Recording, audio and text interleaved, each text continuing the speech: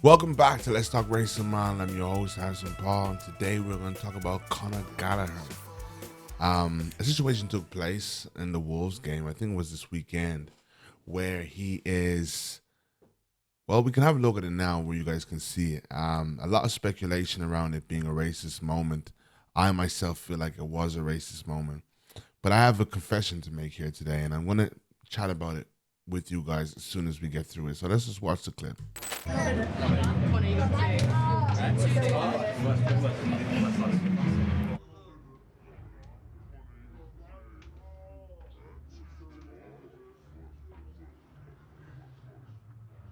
So he actively ignores this young man. He actively ignores this young man. The confession I have to make is this. When I first saw the clip, I thought to myself, this is going to be hard to make a case over this clip because as you can see, it's a moment where when you grow up in Ireland, when you grow up in Europe as a young black boy, you understand moments that they will easily shrug off. And in fact, my mother brought it to me and she was like, Harrison, she was livid.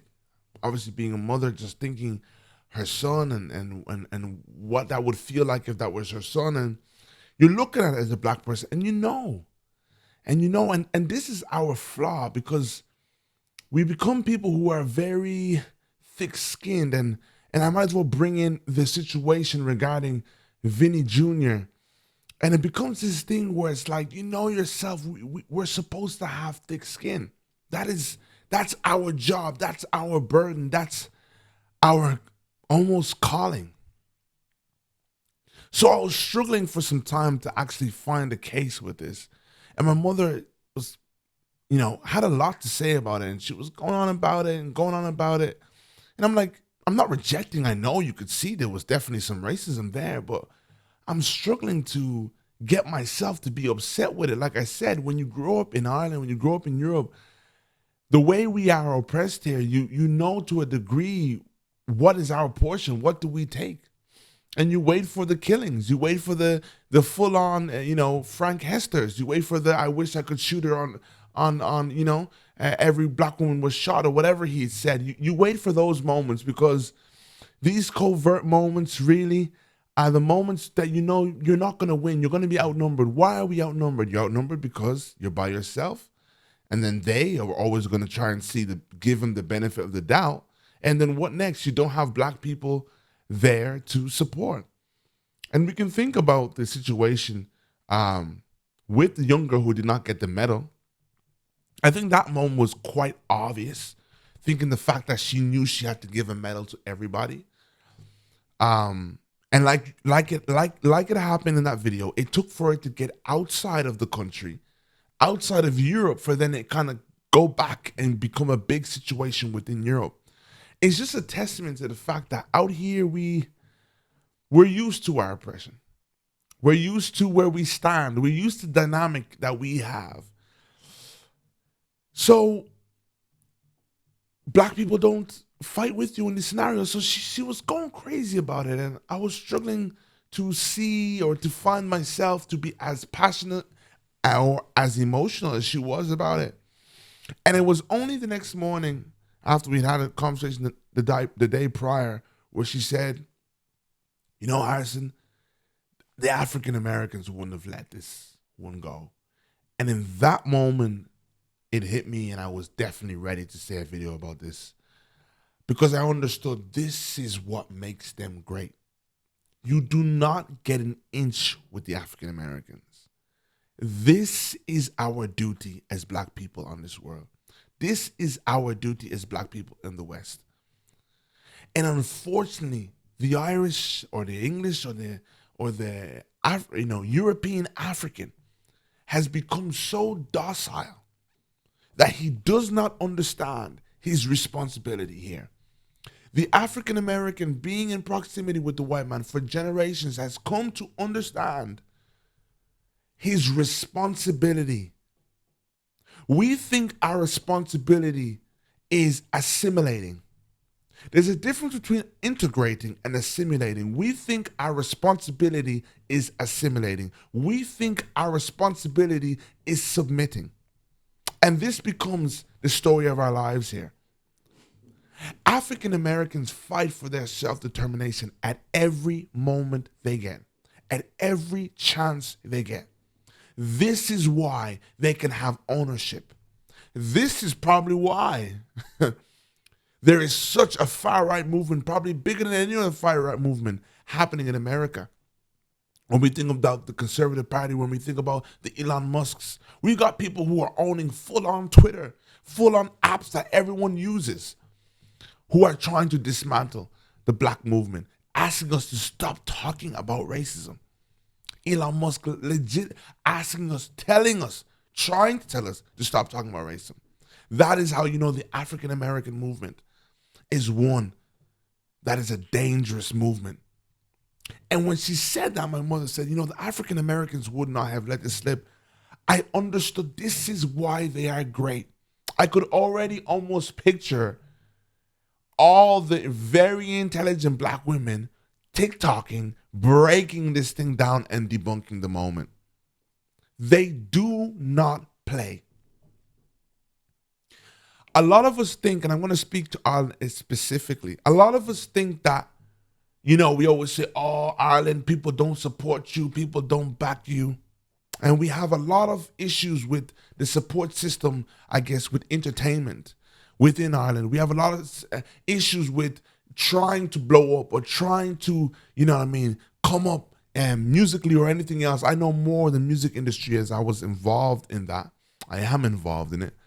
And we think that, America has more opportunities or America is better. I'm realizing the difference, the number one difference that creates opportunity is the black empowerment that's happening, is the self-determination that happens in African American culture. That is where Louisiana creates a Lil Wayne, a Young Boy, all these cities. When we see these rappers are only piggybacking off of the conscious movements that have been happening for generations. Hip hop culture, now that I study conscious and I study the conscious movements and I study pro-black movements and I study really the fight for liberation of black people globally, when I hone in on the African American movement, I understand that the hip hop and its success, it's a reflection, it stands on the shoulders of the activists. It stands on the shoulders of the Panthers. It stands, and when I say it stands on the shoulders, I'm thinking about this larger than life, rebellious, I guess, overtaking, dominant force that hip hop is, comes from the culture that was set in place by your Malcolm X's and those guys. These people worked hard so people like the baby can come and have an aura. And we underestimate what it was like for our rappers in America, where they were growing up by being raised by parents who would have been knowing people like Louis Farrakhan, or those people. Basically, people like me were not far-fetched. And when I say me, I'm not talking about my capacity. I'm just talking about my heart for black people. I'm talking about my unapologeticness for black people. It's not. In America, it's very common to find a brother like me. If you want to look for passion for the African American culture, for African people. And this is what creates. I seen an interview, and I might put up on the screen for you to see it, but I seen Jay-Z said in an interview one time, he goes, Muhammad Ali gave me that vibrato. I'll put up on the screen for you to see it. That we were able to overcome and where we sit now today. And as far as success, I just look at it like all the people that I was inspired by, like Muhammad Ali was like, he gave me my bravado. Mm-hmm. I'm like, when people see that I'm like, I have total belief in myself, not because it comes from a place of like arrogance and just this pompousness.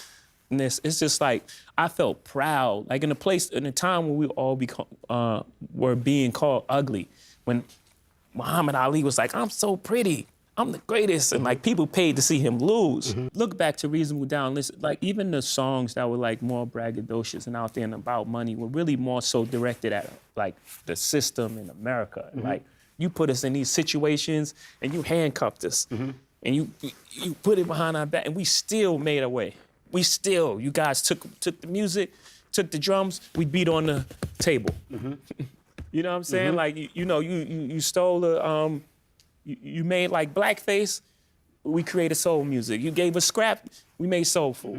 Like everything that was presented to us, we made a way. Yeah, but I really love that clip. It's like Muhammad Ali gave me my vibrato. And anybody who really studies Muhammad Ali, you know how he spoke in interviews about pro-black and all that stuff. And like, this shaped them. They were shaped vigilantes. They were shaped into vigilant people. Shaped into vigilantes. We are not going anywhere. It's not going to be mere opportunity that's going to create a culture for us, Ireland, Black Irish people. It is going to be the pro-black vigilant mentality that we know to band together. Our brother asked me, and I said it in my last podcast, but I'm going to repeat it today. He asked me, Harrison, I support you, but what's next? Where are we going? What's the goal? And I love when people ask me that because I ask myself that on so many late nights. The goal is a change in mindset, a change in culture. I said, brother, you know how there's a vibe? You go to UK, you know the British boy, black British boy vibe. You know how you go to Ireland and you know the Irish black boy vibe? Yeah. When I went to America, I said, oh my God, I feel the vibe. This is nothing like people I knew back home. These are like almost aliens in comparison to the people I knew back home. Just culturally, I understand the black woman vibe and especially the black women I was around. These are strong characters who walk in a room and take absolute control of the room. Anybody who's not really been in America, you can see them on TikTok. They are not to be played with and messed with. They would read a Karen and anybody their rights with absolutely no fear. This is historical. It's historical. This is why what America wants to always demonize and bring such a negative narrative and false narratives upon African Americans, so much that Nigerians or any other Africans come to Africa and begin to have a problem with the African Americans. Because you're believing the narrative of the white man. He is tired of warring with the African American. Because these people are relentless. So I bring it back. I digress and I go to where we are with the situation. I was ashamed. Because I realized by now, if this was in American football, Conor Gallagher would be in a press conference this morning with his American accent and saying, you know what, I didn't mean to hurt that young man. I didn't mean it. He knows he would not make a move like that. Already Chelsea Club would have had to make a statement because they know the people who know how to research would have researched that club, find out if any Confederates own the club. I'm telling you, you do not play with African Americans. And it reminds me of a conversation I was having with a good friend of mine, and she sent me something, and she was like, what do you think about this? And it was African Americans talking about how they used to put the hair and braids come from, when slaves used to want to kind of create a map to let people know how we're going to escape and different stuff like that. And we were having a debate, me and her. We're not really a debate, a chat about if it's a stretch. And I said, I don't think it's a stretch, but I get why you feel it's a stretch. It could be, it couldn't be. There's some parts, it was a long video. There could be some parts that were iffy about it. But I said, nevertheless, this is what makes African Americans. There are people who are looking. I think I should mention that the video was about don't just wear these hairstyles and call them after celebrities, and let celebrities take the name of these hairstyles are sacred hairstyles. And we're kind of talking about, was that necessary to kind of go about it that way? That was the conversation. I said, nevertheless, that is what makes them who they are. They are ready to pick up a sword at every minute. So my brother, my sister, if you're in Dublin, if you're in Ireland, and you're trying to get a podcast going, you're trying to get your music going, you're trying to get anything going, anything entertainment or anything, or if you're in academia and you're planning, or you're a young black boy, you want to become a Taoiseach or anything, I'm telling you, the current culture that we have, where we are far too understanding, where we are far too submissive, where we are far too dedicated to assimilating. It's one thing with integrating, there's another thing with assimilating. We are far too obsessed with assimilating. As long as we have an assimilating obsession, we are going absolutely nowhere. We are going absolutely nowhere. This is going to be the heart of Black Irish culture. It will be the revolution culture. The revolution culture is what is at the heart of the likes of Tupac and the heart of the likes of Biggie. I want you to understand that as I began to understand and be into this stuff, I understand without Tupac's mother, who's a Black Panther, there's no Tupac. The same people we're in love with, we like to glorify him and have pictures of him and when he's spitting in the camera and and on all sorts of things. Well, without that Black Panther mama who was on the street with her hands and fists in the air, taking on the white power structures head on, fearlessly, you do not have a Tupac. You do not have that culture. You do not have a Nas. You do not have a Mos Def. And then you do not create everything that comes after. You do not have a Muhammad Ali. You do not have a Jay-Z. This is what I'm so passionate about. I was always passionate about getting back to America and getting back there once I arrived home. And I realized that I want to pour and cultivate where we are here, because it's not acceptable. It's not acceptable. And I want to prove my point to give you evidence. I want to give you evidence of the hard work African Americans have put in. So we've got this video, and it's this lady. Her name is Julie Delpy. I don't know if I've pronounced that right. And basically, this woman has made a reckless comment that she wishes she was African American because it's that hard to be a feminist, or rather a woman. I will divulge after I play this clip and after I touch on this point how racist the comment was in itself.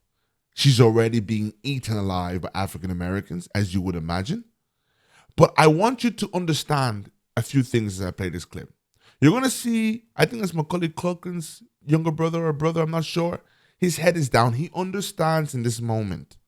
Let me play it for you guys so we can just... Nothing worse than being a woman in this business. I sometimes wish I was African American, because I think at least people don't bash them afterwards when they say something about a reality which is very hard for a woman to open it. I think even hard. I think it's probably the hardest to be a woman, because feminists is probably something that people hate above all. He has his head down. He understands totally. You've just started something, Julie. You have just started something, Julie. But one of the main things, as he has his head down, that is showing us that he understands that African Americans are people you cannot play with and see tomorrow. Not because the white power structure so has their back. After all, Candace Owens has been saying in her recent interview, you should have been suspicious if the media has your back, Black America. So she's admitting some things there that the media's never had Black people's back.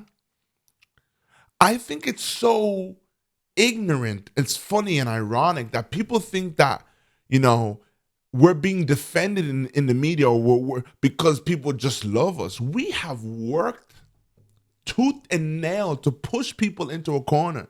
And let me not take credit. The African Americans, where to overlook that, you put yourself in, I guess, an unreliable box, if you get what I'm saying.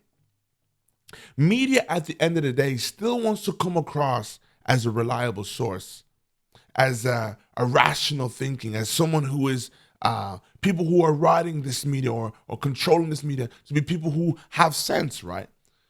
So African Americans are so strong at pushing their narrative that The white power structures a lot of times now in this current day sometimes only have one choice than to admit what they're seeing and what African Americans have pushed to put in front of their faces. So now here we have Miss Nico Dooley thinking that this is simply because it's easier to be Black American, like it's a birthright that African Americans have been born with. How silly is that? But how, with the same token, amazing is that? The African Americans work so hard that she's like, man, look how easy they got it. Look how easy life is for them. And might I add, guys, please don't be fooled by this current day clout. I'm going to call it clout. There are people still going through real things in the workplace, real things in the hospital, real things in healthcare, real things in police station, justice system, real things in day-to-day life, real things in the educational system. Our children in schools. Don't be thrown off because you see a little bit of clout in the news. Don't be thrown off. But still, we'll take the award, as small as it is. A lot of work still to be done. But my point is, the fact that she even thinks it's easier to be African American shows you the work that they've been putting in. The fact that that young man had his head down like that, terrified for what this may bring for her, understanding already, foreseeing like a prophet. Oh, she just pushed the wrong button. She pushed the African American button. In Europe, the European man, Irish, English, whatever you want to say, French, they are absolutely not scared of the European African. Why? Because that colonized mind, Africans brought it with them from Africa. So the majority of the diaspora right now in Ireland, in England, are colonized minds. The majority are colonized minds. There are your exceptions, but there are a bunch of people who are absolutely dedicated to assimilation, to the sacrifice at the cost of their identity, at the cost of their self-determination. And this is why you may have a token who presents a show here and there, but if you look within the parliament, either in Ireland or in England, you only find one Diane Abbott, or you find one or two tokens. And they are so forced to assimilate. They actually, more times, are rendered useless to us. We can see Diane Abbott, every time she wants to stand for us unapologetically, she's pushed into a corner. African Americans have built a space for them now where they can be unapologetic in a space like that. And even at that, their public is demanding more from them. Let's get into how she actually made a comment where she completely disregarded that there are African American women. What does this tell us? This tells us that the white feminist movement has never been for Black women. This is something I've been saying for quite some time. It's been something I've been saying even when I was still writing statuses before I started doing my YouTube videos. It is absolutely a movement that does not take in the issues of the Black woman. Does not think we understand we have a section of our women who go through a completely unique struggle. How do we fight for their struggle? It is only for an Amber Heard. It is only for a Julie. It is not for a curly-haired, kinky-haired, dark-skinned sister. It is not for an African sister. It is not for a woman who not only is being undermined because she's a woman, but being undermined because she has an African accent. Who's being undermined because they think they have attached African accents to unintelligence. Who's being undermined because she's in the hospitals and she's seeing more deaths, 5 times more deaths than a white woman. Where are the white movements and the voices that could be rallying this on behalf of Black women? They use Black women for the numeric power, and that is it. And it's just wonderful how she spoke, because she spoke her mind, I'm sure when she looks it back, she goes, oh, that's not what I meant. Yes, Julie, it's probably not what you meant, but it's how you think. So that's enough. We've understood how you think, Julie. But one thing I gotta say, I am proud to be black because of the African Americans. They are people who are afraid of nobody. They are not here to show how well they can serve. How well they can serve. They have left that back years ago. And that is what an African here is doing, showing how well you can serve. And you have a bunch of cowards. I'm so sorry. I'm so sorry. When will we understand that the tempo we need to move at, that the tone we need to move at is a warrior tone? That we need to find solace in our own acceptance, in being accepted by each other. And I'll end it on this. You know the phrase that says by African Americans, they can come to the cookout? Or they're going to get an invite to the cookout. You have to get to understand that they are so self-accepting that now they're making a decision who comes to the cookout. Yet we are competing of who can have the best Dublin accent or who can have the best British accent. Yet they are so grounded in themselves, in their community, unbreakable, unshakable. And sadly, most of the people who I see who are not seeing through kind of zones, a lot of them are Europeans. But certainly not African Americans who understood what it took to get them to where they are. So guys, thank you so much for watching. Make sure you like, share, and subscribe. But this is very I hate that I had to admit that my European side, the European man in me, almost failed to see this situation as unacceptable. I thought to myself, well, look, could have been worse, and that is our problem. African American, you won't do something like that and feel like you can move on tomorrow. But I wish the best. I'm hopeful. As long as the culture changes in Ireland, as long as the culture changes in the UK, as long as the culture changes in Europe, I think we will begin to catch up with our African American brothers and sisters. Thank you so much for watching. And I'm on a mission for you.